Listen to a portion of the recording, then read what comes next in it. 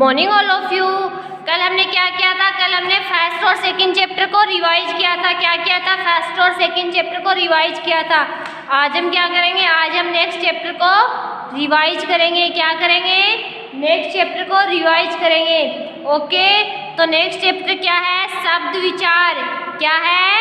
शब्द विचार। ओके, तो आज हम किसके बारे में पढ़ेंगे? आज हम शब्द के बारे में पढ़ेंगे। किसके बारे में? शब्द के बारे में। तो किसके बारे में पढ़ते हैं? हमें शब्द के बारे में। किसके बारे में? शब्द के बारे में। थर्ड चैप्टर कौन सा है? थर्ड चैप्टर है शब्द। तो आज हम किसके बारे में पढ़ते हैं? शब्द के बारे में पढ़ते हैं। ओके, तो शब्द क्या होते हैं? शब्द किसे कहते हैं? शब्द किसे कहते हैं? शब्द किसको कहते हैं? वर्णों का सार्थक मेल क्या कहलाते हैं? शब्द कहलाते हैं। वर्णों के मेल को क्या कहते हैं? शब्द कहते हैं। जब वर्ण को हम मिलाते हैं तो क्या बनते हैं? शब्द बनते हैं। क्या बनते हैं? शब्द बनते हैं। अर्थात वर्णों के मेल को हम क्या कहते हैं? शब्द कहते हैं। जैसे अब हम शब्द बनाएंगे, क्या बनाएंगे? शब्द बनाएंगे। शब्द किससे बनते हैं? शब्द वर्णों से बनते हैं। किससे बनते हैं? वर्णों से। ओके, तो हम क्या करते हैं? शब्द बनाते हैं। ये क्या है? क। ये क क्या है? क ये वर्ण है। क्या है? वर्ण है क। और ये क्या है? रै। ये रै भी क्या है? एक वर्ण है। वर्ण है। और ये मैं, ये भी क्या है? एक वर्ण है। क्या है? ये क एक वर्ण है और ये भी एक वर्ण है और ये भी एक वर्ण है। जब हम इनको एक साथ लिखेंगे, जब इन सबको एक साथ लिखेंगे तो क रै मैं, क रै मैं, ये क्या बन गया? एक शब्द बन गया। करम में क्या बन गया? शब्द बन गया। ये क्या? एक वर्ण है। ये भी एक वर्ण है और ये भी एक वर्ण है। क रै मैं, ये क्या वर्ण है? पहला वर्ण क है, दूसरा रै है, तीसरा मैं है। जब हम इन तीनों वर्णों को एक साथ मिलाएंगे, क्या करेंगे? एक साथ मिलाएंगे तो क्या बनेगा? करम एक शब्द बनेगा। क्या शब्द बनेगा? करम। क्या बनेगा? जब हम वर्णों को मिलाएंगे तो क्या बनेगा? शब्द बनेगा। तो शब्द किसको कहते हैं? वर्णों के मेल को क्या कहते हैं? शब्द कहते हैं। क्या कहते हैं? शब्द कहते हैं। वर्णों के मेल को ही शब्द कहते हैं। ये मैं क्या है? एक वर्ण है भी क्या है? एक वर्ण है। और लै भी क्या है? एक वर्ण है। जब हम इन तीनों को साथ में मिलाएंगे तो ये क्या बन जाएंगे? ये क्या बन गया? एक शब्द बन गया, महल। क्या शब्द बन गया? महल। तो ये क्या बन गया? एक शब्द बन गया। तो शब्द किससे बनता है? वर्णों के मेल से शब्द बनता है। वर्णों के मेल को क्या कहते हैं? वर्णों के मेल को शब्द कहते हैं। क्या कहते हैं? शब्द कहते हैं। ओके, की रचना किससे होती है? शब्द की रचना वर्णों के मेल से होती है। किससे होती है? वर्णों के मेल से होती है। तो वर्णों के मेल को क्या कहते हैं? शब्द कहते हैं। ओके, हमने क्या पढ़ा था इस चैप्टर में कि वर्णों के मेल को शब्द कहते हैं। वर्णों के मेल को शब्द कहते हैं। यही हमने इस चैप्टर में पढ़ा था। ओके, तो अब हम क्या देखते हैं? शब्द के भेद।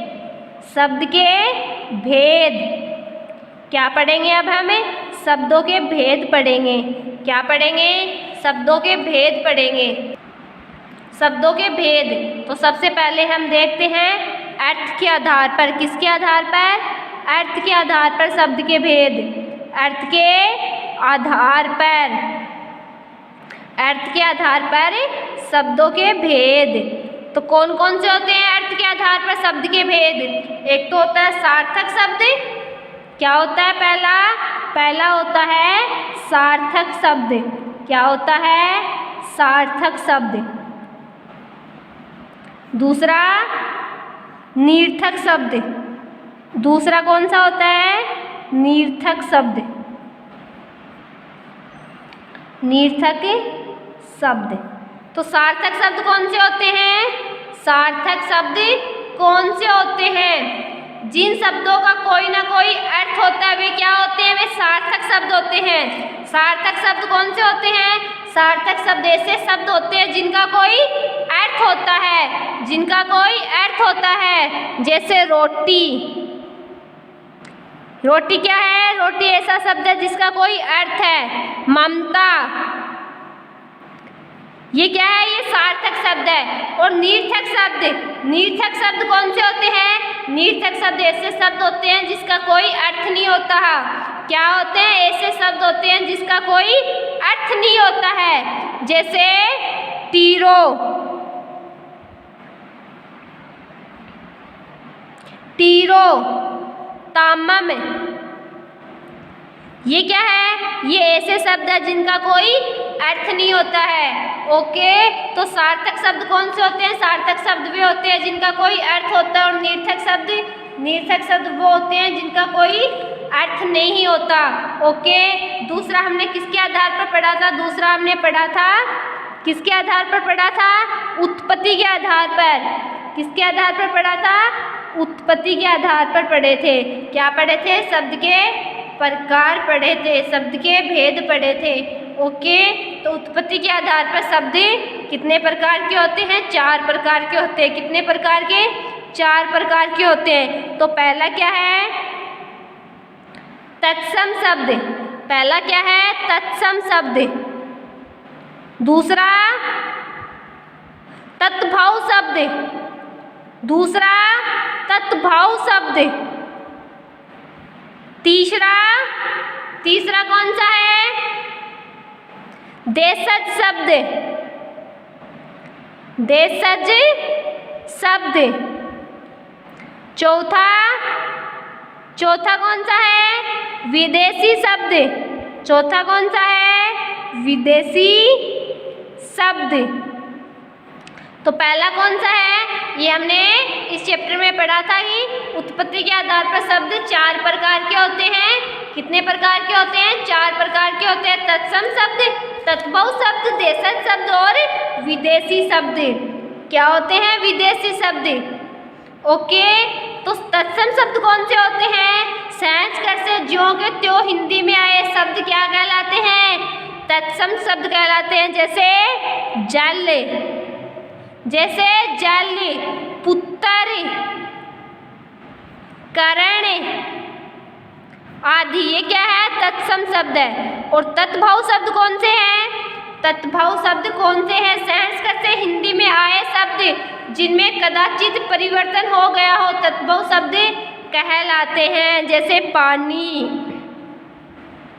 पानी, फूल, पानी, फूल, बेटा, ये क्या है? तत्भाव शब्द है। ओके, देशज शब्द, ऐसे शब्द जिनकी उत्पत्ति अपने ही देश में हुई है क्या कहलाते हैं? देशज शब्द कहलाते हैं। जैसे कटोरा, ये क्या है? देशज शब्द है। खिचड़ी, ये भी क्या है? देशज शब्द है। खिचड़ी, विदेशी शब्द, विदेशी शब्द। मास्टर, मास्टर क्या है? विदेशी शब्द है। किसका शब्द है? ये अंग्रेजी का शब्द है। चम्मच, चम्मच किसका शब्द है? किसका शब्द है चम्मच? उर्दू का शब्द है। तो ये क्या है? ये विदेशी शब्द है। ओके, तीसरा किसके आधार पर पढ़ते हैं? प्रयोग के आधार पर। किसके आधार पर? प्रयोग के आधार पर। प्रयोग के आधार पर शब्द के प्रकार तो कौन से होते हैं? विकारी और अविकारी।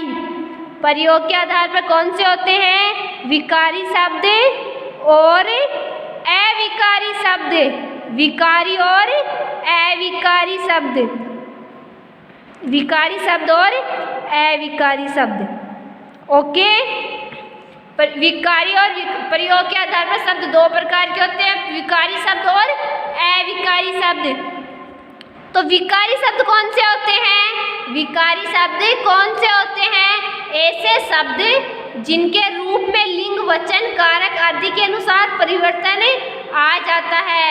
क्या आ जाता है? परिवर्तन आ जाता है। और अविकारी कौन से होते हैं? ऐसे शब्द जिनमें लिंग वचन आदि के कारण परिवर्तन नहीं आता, वे अविकारी कहलाते हैं। ओके, विकारी कौन से होते हैं?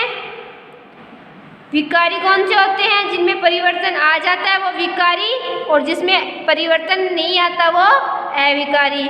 ओके, समझ में आ गया? चौथा है रचना के आधार पर। रचना के आधार पर, रचना के आधार पर शब्द के प्रकार। रचना के आधार पर शब्द 3 प्रकार के होते हैं। कितने प्रकार के होते हैं? 3 प्रकार के होते हैं। पहला प्रकार कौन सा है? रूढ़ शब्द।